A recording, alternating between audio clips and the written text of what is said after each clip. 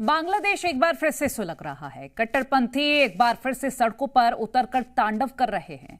मगर जानते हैं बांग्लादेश में मचे बवाल के बीच बलि बेकसूर हिंदुओं के लिए जा रही है। दरअसल यूनुस के कट्टरपंथी दरिंदों ने एक बेकसूर हिंदू युवक की बड़ी बेरहमी से हत्या कर डाली। पहले उसे पीट पीट कर मारा और फिर उसकी लाश को पेड़ पर लटकाया और उसके बाद आग लगा दी। मगर क्यों, इस रिपोर्ट में दिखाते हैं।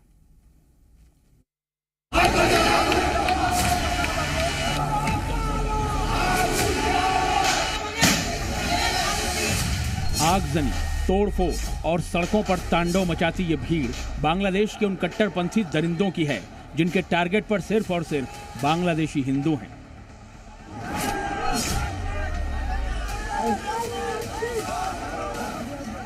दरअसल बांग्लादेश में हिंदुओं के साथ क्रूरता और हैवानियत फिर से चरम पर है और इसका सबूत बांग्लादेश के मेमनसिंह जिले में हुई एक दिल दहला देने वाली घटना की शक्ल में सामने आया है, जहां कट्टरपंथियों की भीड़ ने एक हिंदू युवक की बेरहमी से पीट पीट कर हत्या कर दी। इन दरिंदों का इतने से भी मन नहीं भरा तो हिंदू युवक के शव को पहले पेड़ पर लटकाया और फिर उसकी लाश को फूंक दिया गया।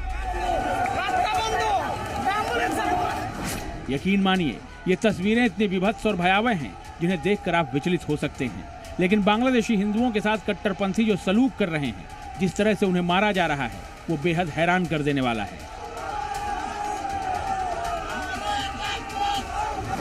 जानते हैं कट्टरपंथी दरिंदों ने जिस हिंदू शख्स को सरेआम बेरहमी से मारा उसका नाम दीपू दास था। बता दें कि कट्टरपंथियों ने दीपू दास पर ईश निंदा का आरोप लगाया। दीपू दास भालुका के बाड़ी डुबालिया इलाके में रहता था और वहीं के एक कपड़ा कारखाने में काम करता था। तस्वीरों में रोते बिलखते जो लोग दिखाई दे रहे हैं ये दीपू दास के परिजन हैं, जिनका सब कुछ तबाह हो चुका है क्योंकि उनके घर के चिराग को कट्टरपंथियों ने न सिर्फ बुझा दिया बल्कि जलाकर राख भी कर दिया। खाली बाटा मोबाइल চালাইছো ফেসবুকে ইন্টারনেট আমরা কি করব আমার ছেলেরা করব আমার ছেলেটা কেন শিক্ষিত না। लेकिन ये कोई पहला वाकया नहीं है जब बांग्लादेश में हिंसा भड़की हो, भारत और हिंदू विरोधी एजेंडा एक्टिव हुआ हो, क्योंकि एक तरफ भालुका में बांग्लादेशी हिंदू को मारा गया तो वहीं दूसरी तरफ ढाका में भारतीय हाई कमीशन पर भी हमला किया गया। भारी तादाद में जुटे कट्टरपंथियों ने पथराव किया, आगजनी की और तोड़फोड़ की। ये घटनाएं इस बात का सबूत हैं कि बांग्लादेश में कुछ भी होता है तो कट्टरपंथी सबसे पहले हिंदुओं के खिलाफ ही हिंसा को अंजाम देते हैं। बीते साल भी बांग्लादेश में शेख हसीना के तख्तापलट के दौरान हिंदुओं और मंदिरों को निशाना बनाया गया था। बता दें कि बांग्लादेश में शेख हसीना के विरोधी नेता उस्मान हादी की हत्या के बाद ये हिंसा और बवाल भड़का हुआ है। उस्मान हादी के समर्थक और कट्टर बांग्लादेशी ढाका समेत कई इलाकों में तांडव मचा रहे हैं। ये तस्वीरें बांग्लादेश के सबसे बड़े अखबार डेली स्टार और प्रथम आलो के दफ्तर की हैं, जहां कट्टरपंथी ब्रिगेड जबरन दाखिल हुई, दफ्तरों में तोड़फोड़ की और फिर दफ्तर को आग के हवाले कर दिया। इसके अलावा पूर्व राष्ट्रपति शेख मुजीबुर रहमान के आवास में तोड़फोड़ की गई। शेख हसीना की पार्टी अवामी लीग के दफ्तर को भी जला दिया गया।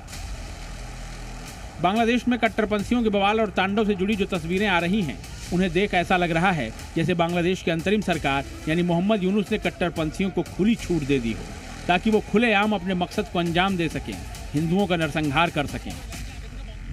बांग्लादेश पाकिस्तान के रास्ते पर चल पड़ा है। बांग्लादेश के अंदर जो स्थिति है वो चिंताजनक बनी हुई है और संकट गहरा रहा है।